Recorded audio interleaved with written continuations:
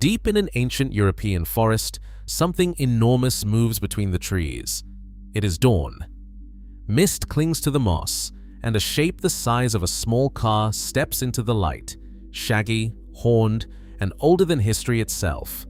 For a few short years in the last century, this animal existed nowhere on Earth outside a handful of iron cages. That it breathes here at all is one of the strangest, most stubborn rescue stories we have ever told. Let's start with the animal, because you have almost certainly never seen one. This is the European bison. In the old languages of the forest, it has other names, wisent, zuber, but scientists call it Bison bonasus. It is the heaviest wild land animal on the entire European continent. A large bull can stand nearly 2 meters at the shoulder, stretch almost 3.5 meters from nose to tail, and weigh close to a ton. That is 1,000 kilograms of muscle, bone, and coarse brown hair, balanced on hooves that crack river ice in winter. And despite all that mass, it is not slow. A frightened bison can accelerate to 50 kilometers per hour, faster than any human who has ever lived, and clear obstacles that a horse would refuse.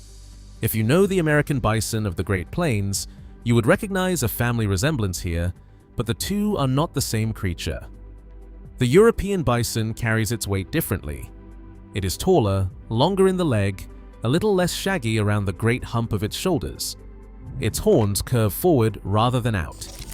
Inside its chest, it carries 14 pairs of ribs, one fewer than its American cousin. Where the American bison lowers its head to graze wide-open grassland, this animal was built for a different world, the edge of the forest, where woodland meets meadow. It grazes, yes, but it also browses, stripping leaves, twigs, bark, and bramble, reaching up into the shrubs as much as down into the grass.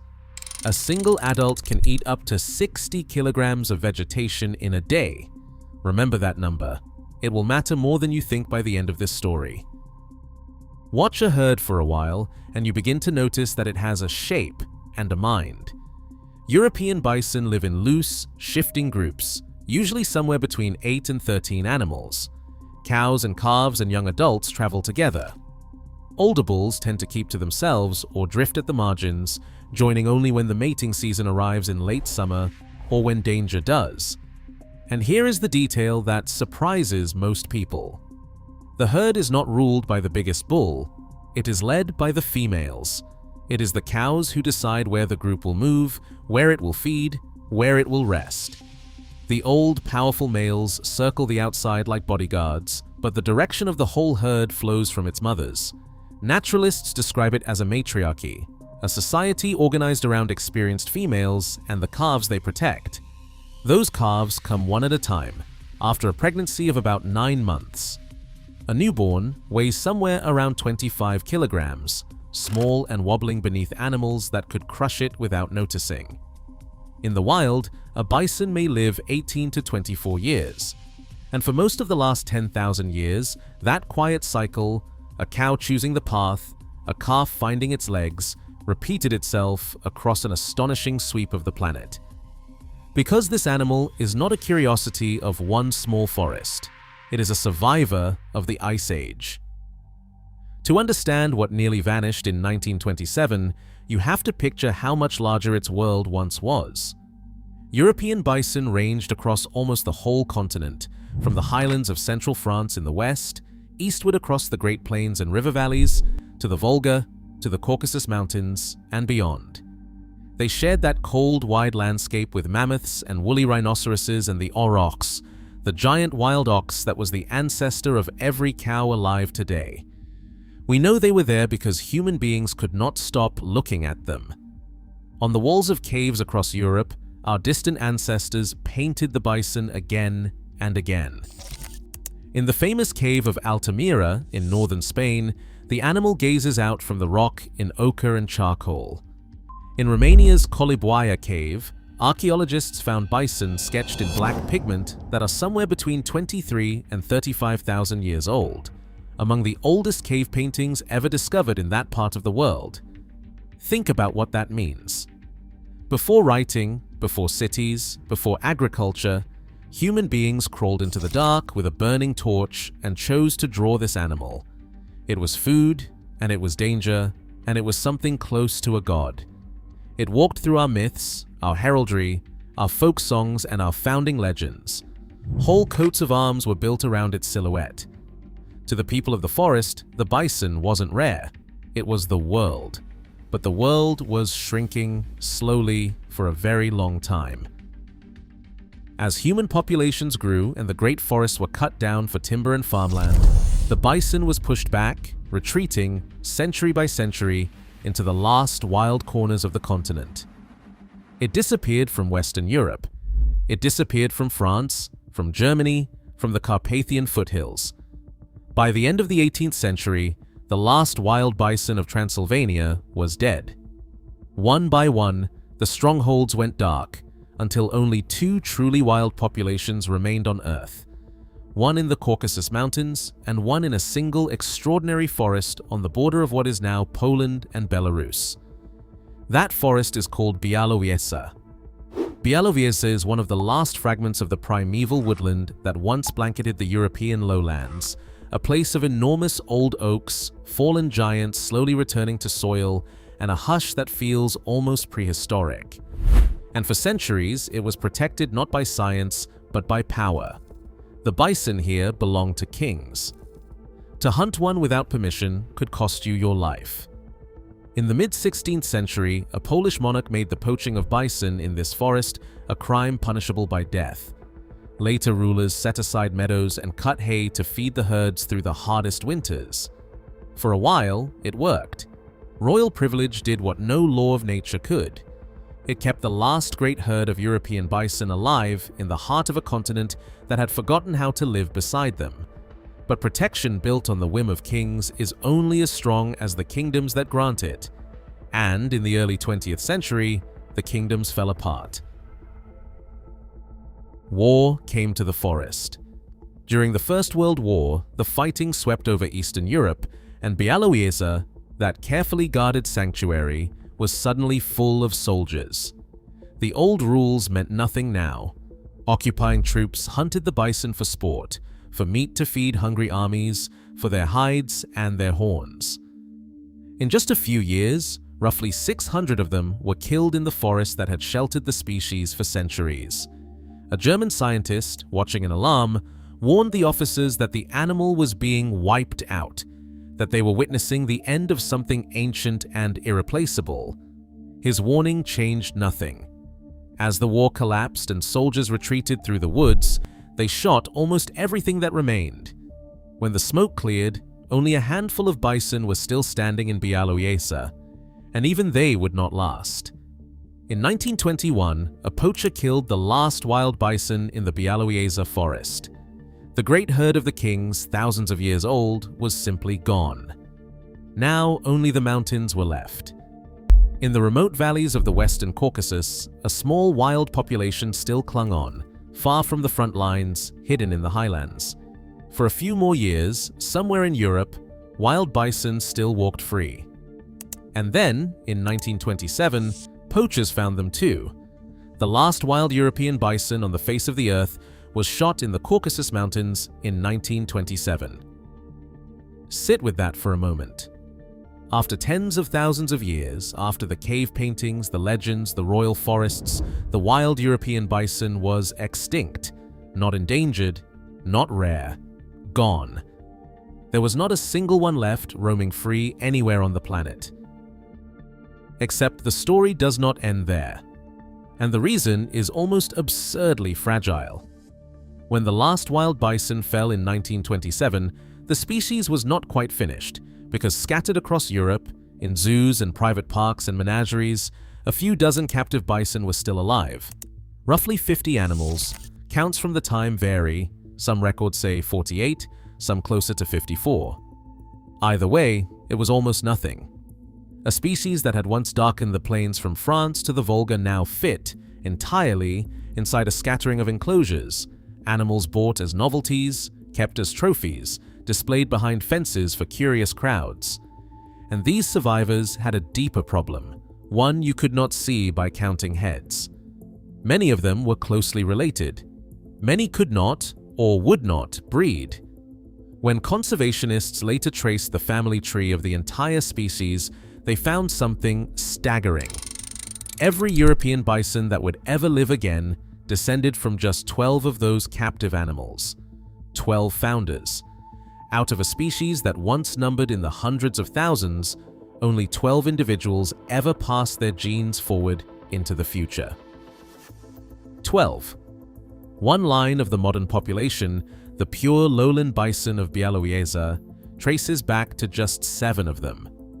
And to this day, every living bull in the world carries one of only 2 surviving male lineages, threads of inheritance narrowed almost to breaking.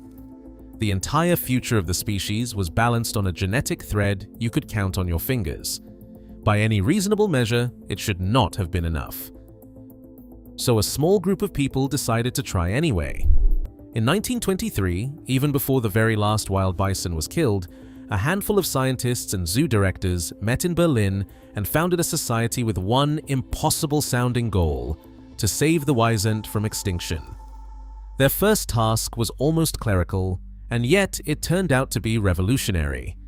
They set out to find and record every single living European bison on Earth. Every animal, in every zoo, in every country. Its age, its sex, its parents, its bloodline.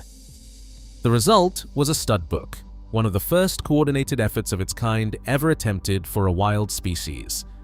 It sounds like bureaucracy. It was, in fact, a lifeline.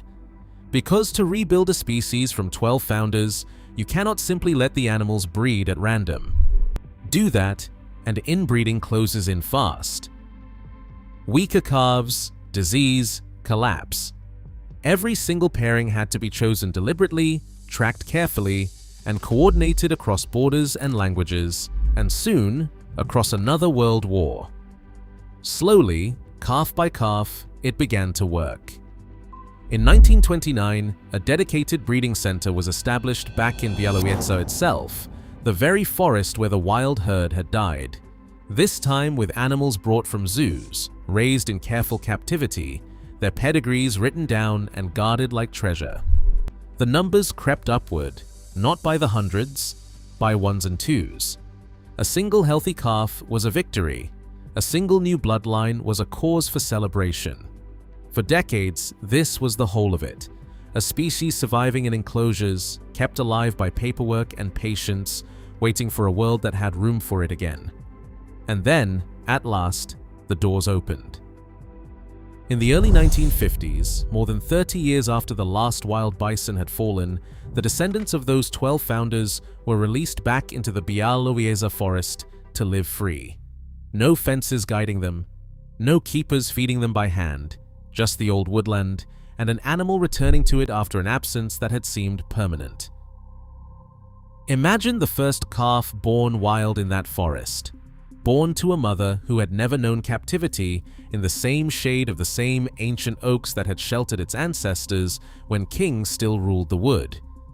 A wild European bison on wild European soil for the first time in a generation. The thread had held. From that fragile beginning, the population climbed. By the mid-1960s, more than 100 bison were living free in Białowieża alone. And that forest, the graveyard of the wild herd, became something none of the soldiers or poachers could have imagined.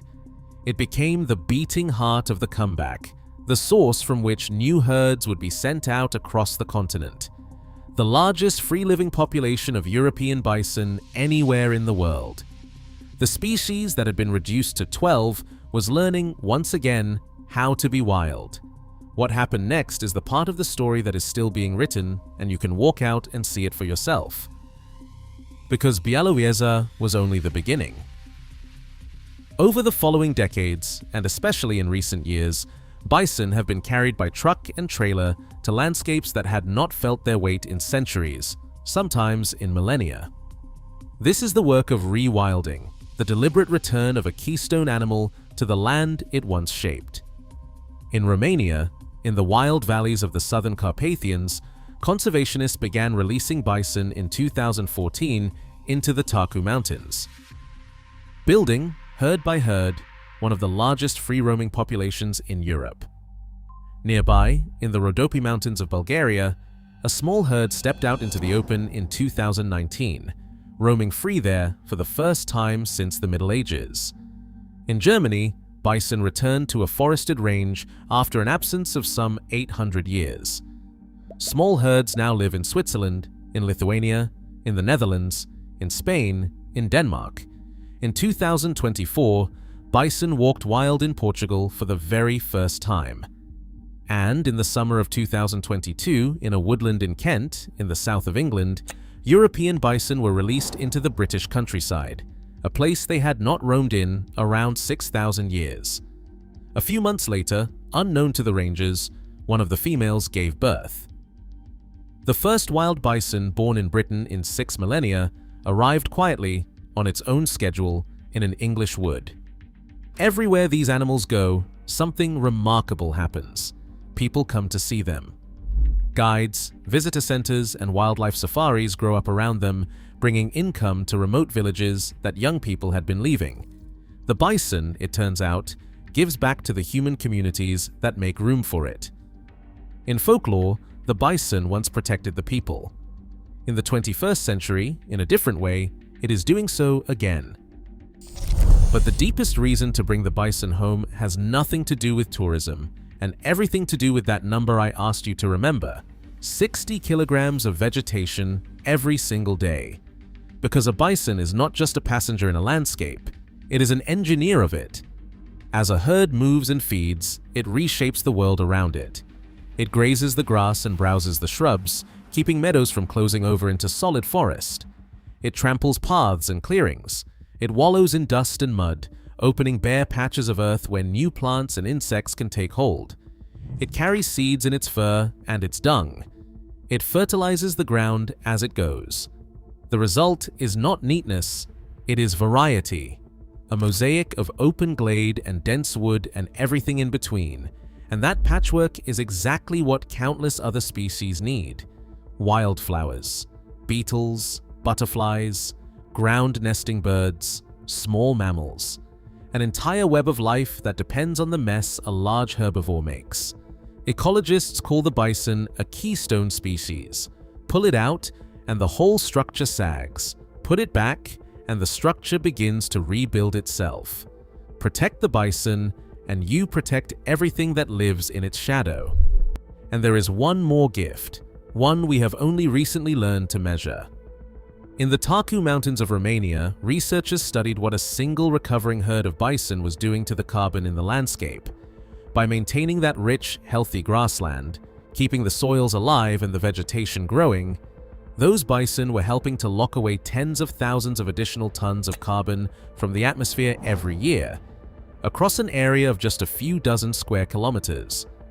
An animal we nearly erased is now, quietly, helping to hold the climate steady. The creature from the cave paintings has turned out to be a climate ally. So let's come back to where we started, to the forest at dawn and the enormous shapes stepping out of the mist. Today, the European bison numbers in the thousands. Several thousand roam free across the continent, and the total keeps climbing year after year. In Poland alone, the population recently passed 3,000 animals, a record, in the very country where the wild herd was wiped out a century ago. The species has been pulled back from the edge so far that its official status has improved step by step, from the brink of oblivion towards something like stability. It is not finished, the gene pool is still narrow, drawn from those 12 founders, and the animal remains vulnerable, dependent on the careful, patient work of the people who watch over it. This is not a story that ends. It is a story that continues and needs continuing. But think about what it already proves. In 1927, there was not one wild bison left alive anywhere on Earth. The species existed only behind bars, in numbers so small you could have loaded every breeding survivor onto a single truck. Everything about the situation said it was over, and it wasn't. A few determined people with a notebook and a stubborn refusal to give up rebuilt an entire species from 12 animals and put it back into the wild forests of a whole continent. The giant from the Ice Age, the animal our ancestors painted by firelight, walks free again in Poland and Romania and Bulgaria and Germany and, after 6,000 years, in England. Extinction is supposed to be forever.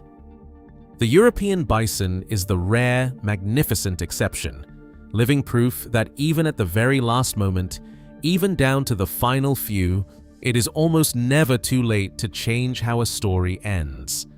The mist lifts, the herd moves off between the old trees, and the forest at last is whole again.